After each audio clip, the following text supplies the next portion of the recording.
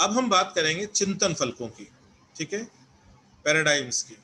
Paradigm क्या होते हैं, चिंतन फलक क्या होते हैं, और फिर हम साथ साथ में ये भी बात करेंगे कि भाई चिंतन फलकों में बदलाव से हमारा क्या तात्पर्य है। ये दो चीजें यहाँ यहाँ इंपॉर्टेंट है, ठीक है। बहुत सारे चिंतन फलक है क्योंकि आप पढ़ते आए हो पर्यावरणीय निश्चयवाद, संभववाद, ठीक है, फिर ये प्रत्यक्षवाद, और फिर व्यवहारिक क्रांति, ठीक है, व्यवहारवाद जिसको बोला, मानवतावाद, बहुत सारे। आज हम पोस्ट मॉडर्निज्म की बात करते हैं, उत्तर आधुनिकवाद की बात करते हैं। तो बहुत सारे पैराडाइम्स से गुजरा है हमारा सब्जेक्ट, बाकी सोशल साइंस के सब्जेक्ट्स की तरह।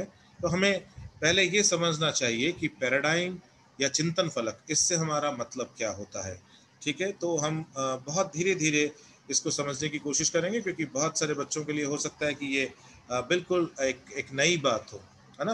तो हम इसको बिल्कुल साधारण जो भाषा होती है उसमें समझने की कोशिश करेंगे। देखिए, पैराडाइम का सिंपल मीनिंग क्या है? Way of looking at things and happenings. आपके चारों तरफ जो चीजें हैं, जो घटनाएं घटित हो रही हैं, उनको आप किस चश्मे से देखते हो, आपका उनको देखने का एंगल क्या है। ये लिटरल भाषा के अंदर यदि मुझसे बात करो ना, ये होता है चिंतन फलक। अब आप कहेंगे साहब मैं अलग एंगल से देखता हूं, कोई दूसरा आदमी अलग एंगल से देखता है। सही बात है, लेकिन जब हम किसी विषय की विषय वस्तु, हम जब बोलते हैं ना कि way of looking at things, चीजों की तरफ देखने का नजरिया, है ना, और घटनाओं को देखने का नजरिया, जब हम ऐसी बात बोलते हैं, तो यहां पर जो looking at things and happenings है, ये दो चीजें मिलकर बनाती है सब्जेक्ट मैटर। ये दो चीजें मिलकर क्या बनाती है? हमारे विषय की विषय वस्तु बनाती है, ठीक है। तो वे ऑफ लुकिंग, हम हमारे विषय की विषय वस्तु को किस तरह से देखते हैं, ये चीज आगे जाके रिफाइंड होके चिंतन फलक कहलाती है, ठीक है। अब जो बात मैंने कही थी कि भाई कोई और किसी और नजर से देख सकता है, आपका नजरिया कुछ और हो सकता है, तो फिर ये पैराडाइम कैसे हुआ, ये चिंतन फलक कैसे हुआ? ये चिंतन फलक ऐसे हुआ कि ज्यादातर विद्वान किसी कंटेम्प्रेरी पीरियड के अंदर, किसी समकालीन दौर में, ज्यादातर विद्वान जिस धारा को अपनाते हैं, वही चिंतन फलक उस काल का चिंतन फलक कहलाता है। जैसे शुरुआत के दौर में लोग ये मानते थे कि प्रकृति सर्वे सर्वा है, मनुष्य केवल और केवल प्रतिक्रिया कर सकता है, मनुष्य जो है वो प्रकृति के अनुसार अपने आप को ढालता है, प्रकृति मनुष्य को पूरी तरह से कंट्रोल करती है। तो ये जो चीजें थी ना, ठीक है, इनसे एक बात क्लियर हो गई कि प्रकृति की सत्ता है, और मनुष्य ऑलमोस्ट यदि हम देखा जाए तो वो प्रकृति के निर्देशानुसार चलता है। ये इस चीज को ज्यादातर विद्वानों ने अपनाया और अपनी लेखनी के अंदर भी उसको लिखा, अपनी राइटिंग्स के अंदर भी उसको लिखा। तो जब ये धारा एक मजबूत धारा बन गई रेडजेल और उसके बाद के कामों से, ठीक है, जिसमें हंटिंगटन, एलन चर्चिल, सैंपल, वो सब लोग जब इसमें जुड़ जाते हैं और जब ये पूरा एक मूवमेंट बन जाता है, तब हम कहते हैं कि ये पर्यावरणीय निश्चयवाद के चिंतन फलक का युग है। ऐसा नहीं है कि उससे पहले उस पे कोई बात हुई है, नहीं, ऐसा नहीं है, ठीक है। लेकिन जब वो एक पूरी धारा बन जाती है, ठीक है, तब हम कहते हैं कि हाँ, हम इसे चिंतन फलक कहते हैं। अब आप जैसे अगस्त काम्टे का नाम सुनते हो, आप देखते हो कि यार जिस चिंतन फलक को मैं पढ़ रहा हूँ, अगस्त काम्टे का नाम तो उससे उससे 1 सदी से भी ज्यादा पहले का है, तो फिर ये यहाँ इससे कैसे जुड़ा? तो उसका कारण ये है कि उस समय तक जब अगस्त कैम्टे अपनी बात को कह रहे हैं, उस समय ज्यादातर बुद्धि वर्ग उसके उनके साथ नहीं है, तो उस समय वो चिंतन फलक का रूप नहीं ले रहा है।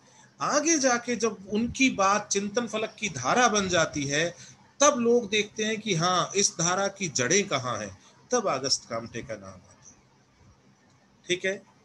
अब जैसे मान लीजिए कि जैसे ही आपका आपके चारों तरफ की जो चीजें हैं, आपके चारों तरफ के दृश्य हैं, आपके चारों तरफ की परिघटनाएं हैं, उनको देखने का नजरिया आपका बदला। आपने कहा नहीं, मनुष्य तो बहुत क्षमतावान है, और मनुष्य प्रकृति का दास नहीं है, मनुष्य केवल प्रतिक्रियावादी नहीं है, बल्कि man is a proactive being, है ना। मनुष्य तो चलाकर भी निर्णय लेता है और अमूलचूल परिवर्तन करता है। जब इस तरह की बातें आई तो धीरे धीरे ये जो पर्यावरणीय निश्चयवाद का चिंतन फलक है, ये कमजोर पड़ने लगा। और ये कमजोर कैसे पड़ने लगा? ये कमजोर ऐसे पड़ने लगा कि ये देखा लोगों ने कि बहुत बड़ी मात्रा में जो विद्वान वर्ग है, वो ये मानने लग गया है कि मनुष्य प्रकृति का दास नहीं है, बल्कि मनुष्य अपार क्षमतावान है।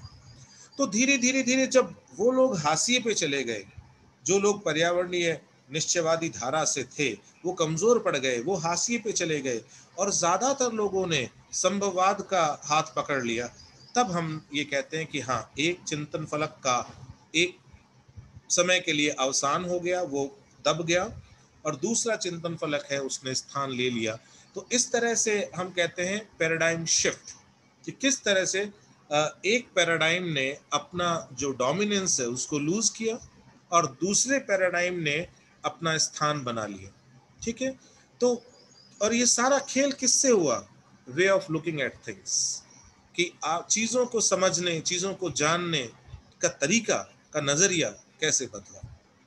अब इसको कहते हैं हम कि ये रिलेटिव टर्म है ना।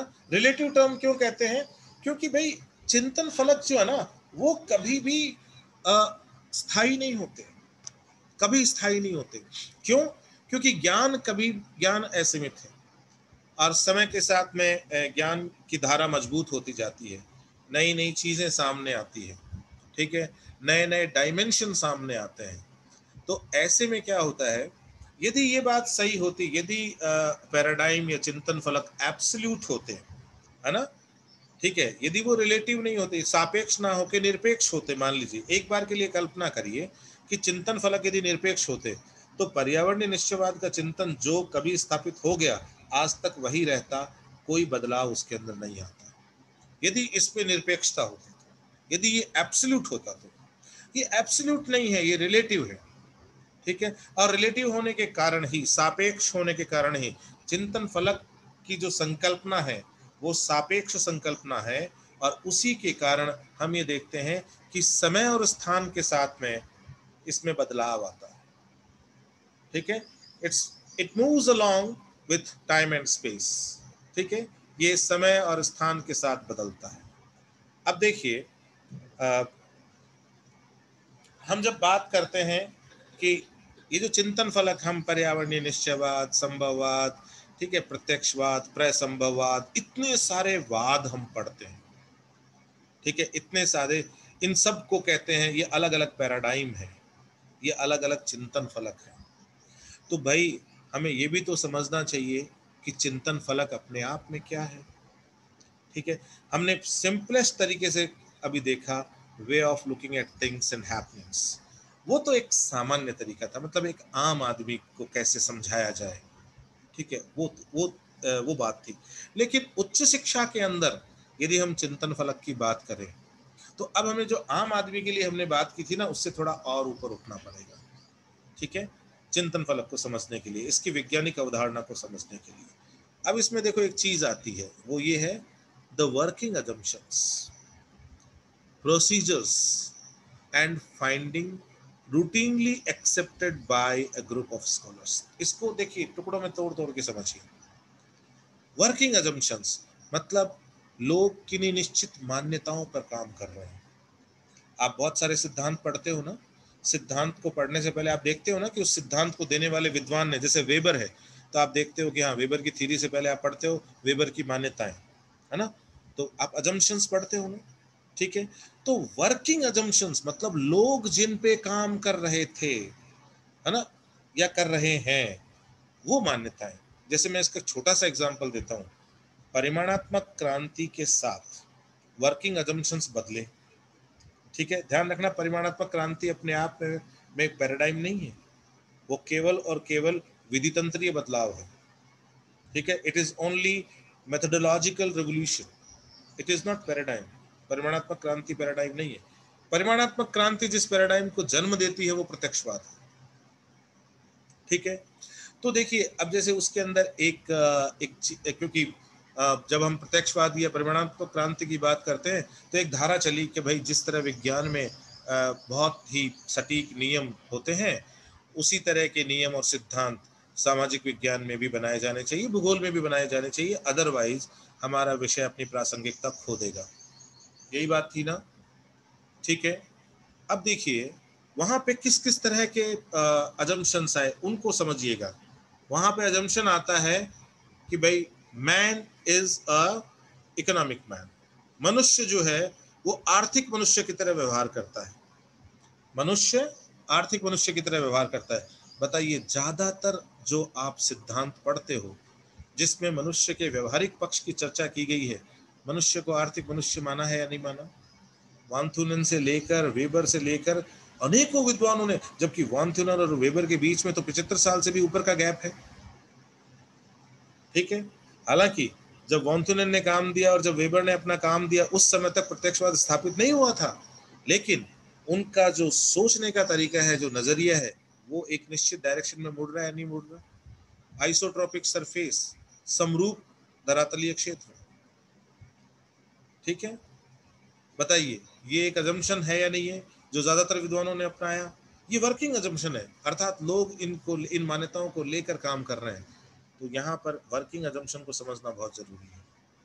प्रोसीजर्स मतलब काम करने का तरीका, अध्ययन करने का तरीका, देखने का तरीका, एंड फाइंडिंग्स और हमारे निष्कर्ष।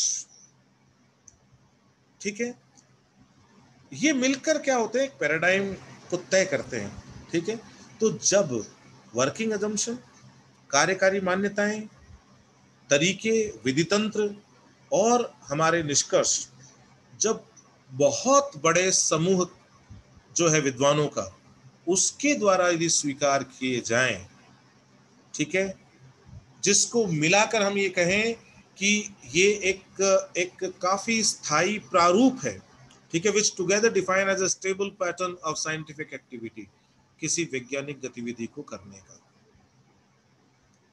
इस तरह एक चिंतन फलक जो होता है ना, वो सामने आता है। ठीक है, तो हर एक चिंतन फलक में कुछ निश्चित प्रकार के की मान्यताएं होती है, उसका एक अपना विधि तंत्र होता है। ठीक है, उसका एक अपना निष्कर्ष प्रस्तुत करने का तरीका होता है। ठीक है, this intern defines the community which shares in it. और फिर वो क्या करते हैं, उस समुदाय को इंगित करता है जो समुदाय इसको आपस में शेयर करता है। ठीक है, उसको इंगित करता है। क्लियर? अब देखिए, धीरे धीरे पैराडाइम की संकल्पना शायद मैं कोशिश करूंगा कि मैं बहुत अच्छे से आपके मस्तिष्क में बना दूं, है ना? फिर देखिए, जब हम पैराडाइम की बात करते हैं तो इसको साइंटिफिक तरीके से कौन आदमी था जिसने आगे बढ़ाया, कौन आदमी था जिसने चिंतन फलकों के ऊपर बहुत सारा काम किया? तो वो था कुन। ठीक है, और कुन ने ये आर्गुमेंट दिया था, normal science proceeds uninterrupted through the cumulative sedimentation of theoretical systems and empirical materials. उसने कहा कि सामान्य विज्ञान आगे बढ़ता है धीरे धीरे चीजों के एकत्रित होने से। किस तरह की चीजें? जिसके अंदर सैद्धांतिक पृष्ठभूमियां हो, है ना, एक सैद्धांतिक तंत्र हो, और उसके साथ साथ हमें एम्पिरिकल, है ना, अर्थात जो अनुभविक बैकिंग, है ना, अनुभविक जो मैटर है वो उसके साथ में जुड़े। और साथ में क्या कह रहा है? Until it begins to be disturbed. ठीक है, until it begins to be disturbed, जब तक कि वो किसी अन्य के द्वारा चुनौती ना प्राप्त कर ले। और वो अन्य जो है चुनौती देने वाले वो कोई एक आदमी नहीं हो सकता, ठीक है। That is group of scholars. वो ग्रुप ऑफ स्कॉलर्स, वो एक विद्वानों का समूह ही होगा जो एक पहले से जो तरीका स्थापित हो रखा है उसको चुनौती देगा, और वो उसके अंदर अपवादों को इंगित करेगा, ठीक है। by the cluster of anomalies which cannot be explained away or subsumed within the existing framework। और वो इस तरह की चीजें आपके सामने रखेगा जो आपकी वर्तमान धारा उसका उत्तर देने में सक्षम नहीं होगी, उसको समझाने में सक्षम नहीं होगी, ठीक है। The pressure is temporary, accumulated by what the Kuhn called extraordinary research। ये धीरे धीरे क्या करेंगे लोग, वो उन बिंदुओं पर जो जिनका आंसर, जिनका उत्तर अभी जो वर्तमान चिंतन फलक है वो नहीं दे पा रहा, लोग उनके ऊपर क्या करेंगे, जबरदस्त शोध करेंगे, एक्स्ट्रा ऑर्डिनरी रिसर्च करेंगे। और यदि वो सफल हो गए, यदि वो सफल हो गए तो निश्चित रूप से जो चिंतन फलक इस समय चला आ रहा है उसको चुनौती मिल जाएगी। और यदि वो जवाब देने में सफल नहीं हुए तो धीरे धीरे लोग जो हैं वो उस चिंतन फलक से दूरी बनाकर नए चिंतन फलक की ओर जुड़ने लगेंगे, और यहीं पे पैराडाइम शिफ्ट देखने को मिलेगा, चिंतन फलक का बदलाव देखने को मिलेगा।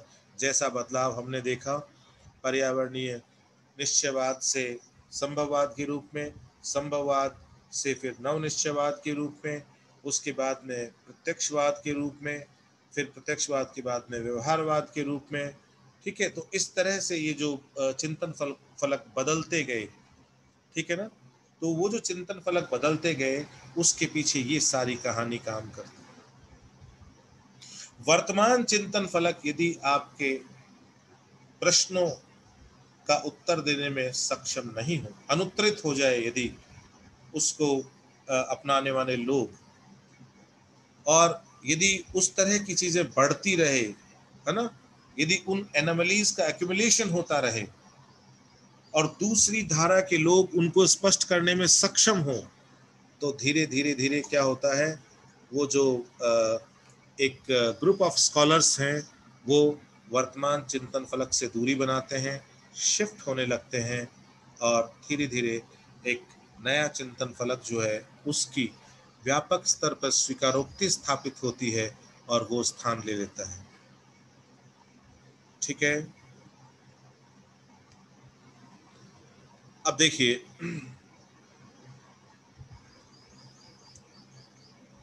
आगे चलते हैं हम लोग।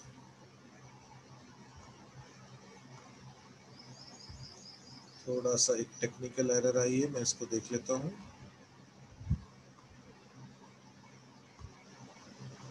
हाँ चलिए,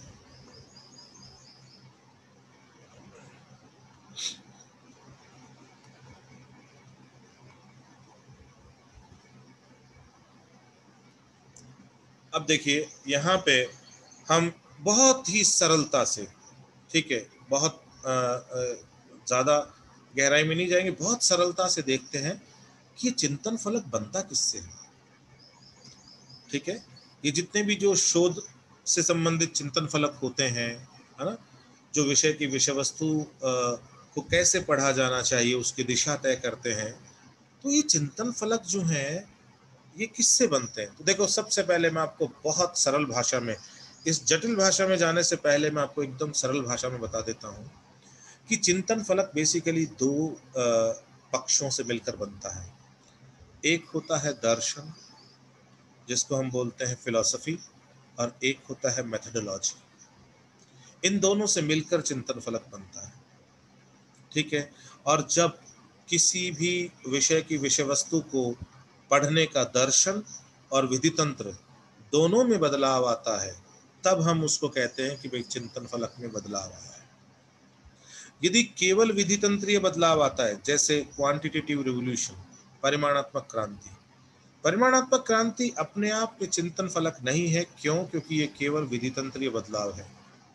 लेकिन जब इसके साथ साथ में दर्शन संबंधी फिलोसॉफिकल चेंज आता है, दर्शन संबंधी बदलाव आता है, ठीक है, then you know combining together these two changes in philosophy and changes in methodology, that gives birth to the positivism. ये जब दोनों में मिलकर बदलाव आता है दर्शन और विधि तंत्र में, तब हम कहते हैं कि एक नया पैराडाइम आया है और उसका नाम है प्रत्यक्षवाद। तो समझ में आई, दो चीजें हैं। आप जैसे पर्यावरणीय निश्चयवाद को उठा लीजिए, उसमें दर्शन जो है मूल वो ये है कि प्रकृति सर्वे सर्वा है, ये उसका कोर फिलॉसफी है उसकी, है ना। और उसकी जो क्रियाविधि है, उसका जो विधि तंत्र है, उसमें उस विधि तंत्र में the every action of human being is considered as a reaction to the environment. उसमें क्या होता है कि मानव का प्रत्येक कृत्य जो है वो जो वातावरण के द्वारा यदि कोई बदलाव है तो उसकी प्रतिक्रिया मात्र के रूप में समझा जाता है। समझ में आई मेरी बात? तो दर्शन और विधि तंत्र, ये दो मजबूत पक्ष हैं पैराडाइम के। यदि हम थोड़ा और गहराई में जाएं तो ये तीन शब्दावलियां हमारे लिए इंपॉर्टेंट हो जाती है, ऑन्टोलॉजी, एपिस्टेमोलॉजी और मेथोडोलॉजी।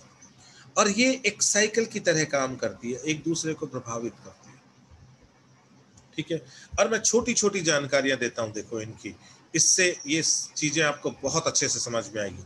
जैसे आपने कहा भाई ये ऑन्टोलॉजी क्या है, तो देखो ऑन्टोलॉजी जो है ना वो है कि कंसेप्शन ऑफ रियलिटी। ऑन्टोलॉजी का सिंपल मीनिंग ये है कि आप वास्तविकता को कैसे तय करते हो, ठीक है। आप क्या का उत्तर, व्हाट का उत्तर कैसे देते हो, that is conception of reality. And in the broader sense it concern with the question of existence. ये अस्तित्व से जुड़ी हुई चीज, ये अस्तित्व से जुड़ी हुई चीज है, ठीक है। अब इसके बाद हम इसके अंदर जो दूसरा पक्ष देखते हैं वो देखते हैं एपिस्टेमोलॉजी। ऑन्टोलॉजी और एपिस्टेमोलॉजी ये दोनों मिलकर ये मान लीजिए कि फिलोसॉफिकल बैकग्राउंड बनाती हैं किसी भी चिंतन फलक का। दर्शन संबंधी जो जो भूमिका होती है वो इन दो से ही निकल कर आती है, ठीक है। तो एपिस्टेमोलॉजी जो है वो संबंधित है किससे, अजम्पशंस अबाउट ह्यूमन नॉलेज। जो मानव के ज्ञान से संबंधित जो मान्यताएं हैं उनसे संबंधित है एपिस्टेमोलॉजी, ठीक है ना। Particularly the acceptable knowledge in a discipline. आप जैसे अभी हमने कहा था ना, एक शब्द यूज आया था वर्किंग अजम्पशंस। ये वर्किंग अजम्पशंस और कुछ नहीं, ये एपिस्टेमोलॉजी है, ठीक है। और वर्किंग अजम्पशंस पूरी तरह से दर्शन से जुड़ा हुआ क्षेत्र है, ये पूरी तरह से दृष्टि और दर्शन से जुड़ा हुआ क्षेत्र, ठीक है। और अब देखिए एक बड़ी जोरदार बात है कि the specification of ontological stance is a prerequisite for the choice of epistemological standpoint. मतलब जब तक आप क्या नहीं समझोगे ना, जब तक आप वास्तविकता को कंसेप्चुलाइज नहीं कर पाओगे, तब तक आप मान्यताओं पर नहीं जा पाओगे, तब तक आप जो मानवीय ज्ञान है उससे संबंधित या उससे उद्दीप्त जो मान्यताएं तैयार करते हैं हम, आप उनको तैयार नहीं कर पाओगे। क्योंकि जब तक आप चीज़ों को जानोगे नहीं, जब तक आप ये मानोगे नहीं कि भी मनुष्य किस तरह काम करता है, जब तक आपने मनुष्य की कार्यशैली को नहीं समझा, वो एक ऑन्टोलॉजी का पार्ट है, तब तक आप कैसे कहोगे कि मनुष्य जो है वो एक आर्थिक मनुष्य है ना। कैसे समझोगे, आप समझ ही नहीं सकते उसको, ठीक है। तो उसके लिए सबसे पहले जरूरी है आपको ये समझना कि आप जिस चीज के बारे में बात कर रहे हैं, ठीक है, उसको आपने कंसेप्चुलाइज किया या नहीं किया। क्योंकि कंसेप्चुलाइजेशन के बिना ये संभव ही नहीं कि आप अजम्पशंस ड्रॉ कर लो, आप मान्यताएं ड्रॉ नहीं कर सकते उसके बिना। ठीक है, अब उसके बाद में जो एक और चीज आती है, ठीक है, वो आती है मेथोडोलॉजी। ये आप सब जानते हो, विधि तंत्र। ठीक है, कैसे कोई भी विषय वस्तु है, ठीक है, उसको कैसे डील करना है। ठीक है, जैसे आप रिसर्च करते हो, एमफिल पीएचडी करते हो, जब आपको थीसिस लिखनी होती है, आप एक विषय को जब लेकर आगे बढ़ते हो, जब आपको थीसिस लिखनी होती है, तो आप क्या करते हो, आप एक निश्चित विधि तंत्र को अपनाते हो, और उस विधि तंत्र को अपनाकर ही आप धीरे धीरे धीरे धीरे अपनी जो टोटल आपकी जो रिसर्च की फिलॉसफी है, उसको आप प्रूव या डिसप्रूव करने की कोशिश करते हो, जिस चीज को आप लेके चले हो। जैसे आपने हाइपोथेसिस ली, ठीक है, अब आप क्या लेते हो, आप सिंपल हाइपोथेसिस लेते हो या आप नल हाइपोथेसिस लेते हो, ये डिपेंड करता है बहुत सारी बात पे। ठीक है, लेकिन एक बात तो तय है कि आपने जो हाइपोथेसिस ली, अब आप क्या कर रहे हो कि उस हाइपोथेसिस को एक वर्किंग अजम्पशंस लेके निश्चित मेथोडोलॉजिकल ओरिएंटेशन के साथ आगे बढ़कर, और आप क्या करते हो, उसको प्रूव या डिसप्रूव करने की कोशिश करते हो, जिस कंसेप्शन को लेके आप आगे बढ़े। ठीक है, ऐसा होता है नहीं होता, बताइए। तो यहाँ पे देखिए, a clear methodological position is necessary. ये बहुत जरूरी है, ये बहुत जरूरी है कि आप जिस भी विधि तंत्र को अपनाएं, जो भी विधि अपनाएं, उसके प्रति आपकी क्लैरिटी होनी चाहिए, आपकी स्पष्टता होनी चाहिए। ठीक है, so a clear methodological position is necessary for any study. कोई भी अध्ययन करें तो एक स्पष्ट विधि तंत्र होना जरूरी है, उसके बिना आप आगे नहीं बढ़ सकते। तो विषय वस्तु को केवल और केवल दर्शन से ही आप एक चिंतन फलक में ढालकर नहीं समझ सकते हो। विषय वस्तु को समझने के लिए मजबूत दर्शन के साथ मजबूत विधि तंत्र भी चाहिए। ठीक है, इसका मतलब क्या हुआ, means identifying what approach the research will take. ठीक है, इस बात का पता लगाना कि शोध में किस उपागम के साथ आगे बढ़ना है। ठीक है, ये बहुत सरल सरल चीजें हैं तीन, ये नाम ही भारी है, ऑन्टोलॉजी, एपिस्टेमोलॉजी और मेथोडोलॉजी, ये नाम ही भारी है, बहुत सरल सरल चीज है। ऑन्टोलॉजी हमें उस तरफ इंगित करता है कि भाई क्या आप रियलिटी को कैसे समझते हो, है ना, कंसेप्शन ऑफ रियलिटी, आप रियलिटी को कैसे समझते हो, क्योंकि आप आज भूगोल में पढ़ रहे हो, वो वही तो है जो आपके चारों तरफ हो रहा है। हर विषय की विषय वस्तु में सराउंडिंग से चीजें आती है, बस ये है कि उसको, उसके किस पक्ष को कैसे डील करना है, ये अलग अलग सब विषय के अलग अलग दायरे होते हैं। दूसरी जो चीज आती है वो ये आती है अजम्पशंस अबाउट ह्यूमन नॉलेज। तो जब तक आप ऑन्टोलॉजिकल कंसेप्शन क्लियर नहीं करोगे ना, तब तक आप यहाँ पहुंच ही नहीं पाओगे। और जब आप वहां क्लियर हो और यहाँ भी क्लियर हो गए, तो अब आप मान्यता बनाने में, क्योंकि जब ज्ञान होगा तभी तो मान्यताएं बना पाओगे ना, तो आप दर्शन संबंधी स्पष्टता आ जाएगी इन दो से। अब दर्शन संबंधी स्पष्टता आ गई, लेकिन चलें कैसे, तो चलने के लिए चाहिए हमें मेथोडोलॉजी, उसके लिए चाहिए हमें विधि तंत्र।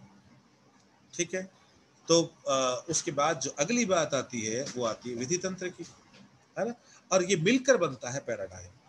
ठीक है, अब जब हम कहते हैं कि पैराडाइम शिफ्ट की बात करते हैं ना, तो here it is imperative to understand, ये जानना बहुत आवश्यक है, that with paradigm shift the earlier paradigm is not dead.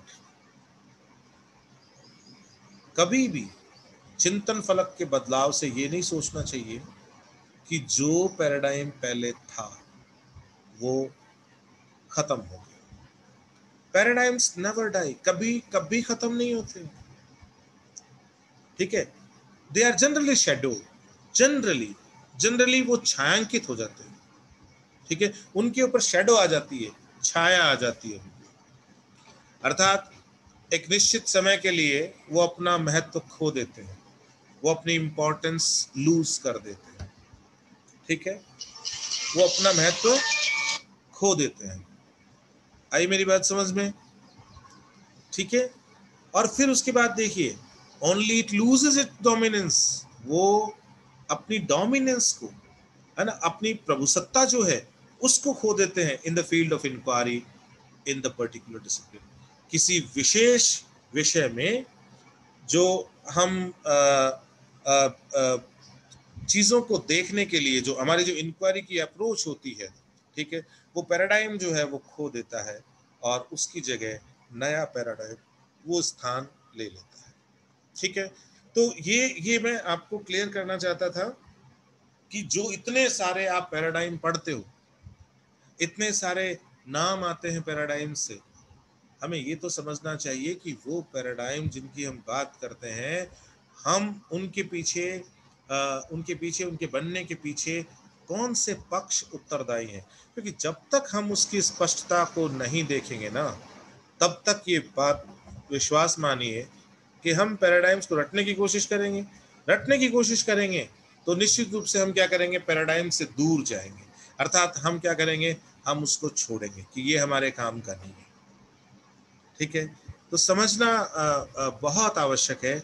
समझने के बाद ही ये मान के चलिए आप कि ये जो विषय है भौगोलिक चिंतन, ये आपको आपकी तमाम जो शाखाएं हैं भूगोल की, उसमें सबसे सरल लगेगा, और ये सबसे सरल है भी। क्यों? क्योंकि ये जब एक बार तैयार हो जाता है ना, तो इसमें ऐसे साल दर साल बदलाव नहीं आते। आप जब इकोनॉमिक ज्योग्राफी तैयार करते हो, जब ज्योग्राफी ऑफ इंडिया तैयार करते हो, तो आप देखते हो कि यार आज कुछ तैयार किया और फिर आप देखते हो कि उसमें तो डेटा में तो चेंज आ गया। ठीक है, तो वो चीज़ यहाँ देखने को नहीं मिलती है। तो अभी इस पार्ट में हमने ये सीखा पैराडाइम क्या होता है। ठीक है, पैराडाइम किन किन चीज़ों से मिलकर बनता है, और पैराडाइम का बदलाव, पैराडाइम शिफ्ट, ये कैसे होता है, ये चीज़ें हमने अभी यहाँ पर की है।